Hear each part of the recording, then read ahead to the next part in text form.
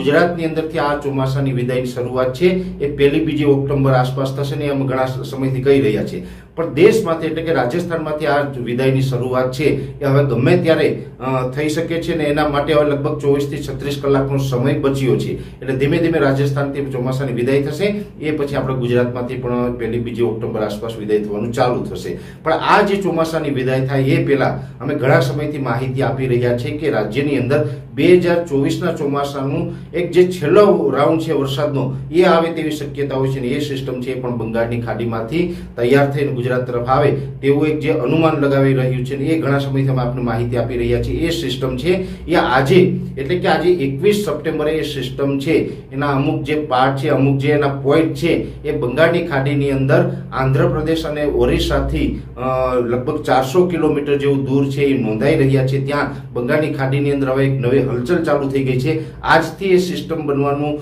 તૈયાર થયું છે, સિસ્ટમ બનવાની શરૂઆત થઈ છે.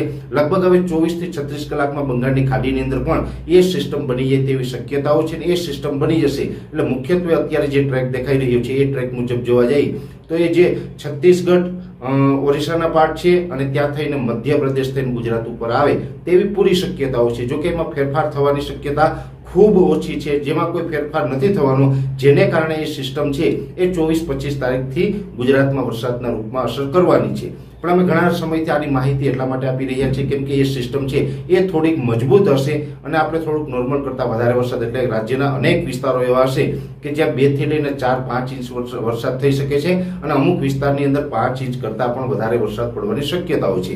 એ 24-25 તારીખથી લઈ અને 30 સપ્ટેમ્બર સુધીમાં જે વરસાદો પડવાના છે એટલે એ વરસાદને ધ્યાનમાં રાખીને આપણે ખેતી કાર્ય છે એ કરવું જોઈએ, જેથી કરીને આપણું ખેતીની અંદર નુકસાન ઓછામાં ઓછું થાય. પણ ખાસ કરીને આજના વિડીયો અંદર જે માહિતી આપવાની હતી કે જે બંગાળની ખાડીની અંદર જે સિસ્ટમ બની રહી છે એની બનવાની તૈયારી આજથી ચાલુ થઈ ગઈ છે.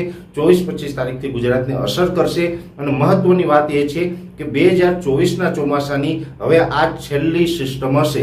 આ જે સિસ્ટમ છે એ આપણી ઉપરથી પસાર થઈ જશે, પછી ચોમાસાની વિદાયની શરૂઆત થઈ જશે. ઓક્ટોબર મહિનામાં એટલે કે જે નવરાત્રીનો સમય હશે એ દરમિયાન છૂટાછવાયા જે વરસાદો હશે એમાં બંગાળની ખાડી અથવા તો અરબ સાગરમાંથી કોઈ સિસ્ટમ નહીં હોય, પણ એ ગરમીને કારણે અને ભેજને કારણે જે લોકલ સિસ્ટમ બંધાતી હોય એ સિસ્ટમ હશે ને એની અમે આગળ ઉપર માહિતી આપશું. પણ ખાસ ચોમાસાની વિદાય છે એ રાજસ્થાનમાંથી ગમે ત્યારે થઈ શકે છે અને બંગાળની ખાડીની અંદર વરસાદી સિસ્ટમ બનવાની શરૂઆત થઈ ગઈ છે, જેની દરેક મિત્રોએ નોંધ લેવી શકે.